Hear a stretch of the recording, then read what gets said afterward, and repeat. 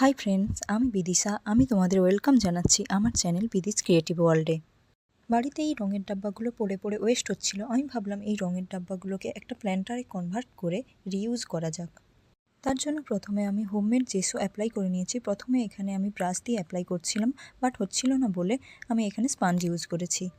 দেন এটাকে দুদিন ধরে শুকোনোর পর বেস কালার হিসেবে আমি এখানে ইউজ করে নিয়েছি ইয়েলো। তার উপর আমি এঁকে নিয়েছি ছোট ছোট কিছু কালারফুল ফ্লাওয়ার্স। আমি এখানে প্রথমে ডিপ পার্পল কালার দিয়ে একটা ফ্লাওয়ার করে নিয়েছি, তার উপর অ্যাপ্লাই করেছি ল্যাভেন্ডার কালার। এরপর স্কাই কালারের একটা ফ্লাওয়ার করেছি, দেন করেছি হোয়াইট কালারের আর একটা ফ্লাওয়ার, লাস্ট করেছি পিঙ্ক কালারের আরও একটা ফ্লাওয়ার। দেন হোয়াইট কালারের ফ্লাওয়ারের মাঝে অরেঞ্জ দিয়ে একটা করে ডট দিয়ে দিয়েছি। এরপর ডিপ গ্রিন দিয়ে করে নিচ্ছি ফ্লাওয়ারগুলোর লিফ।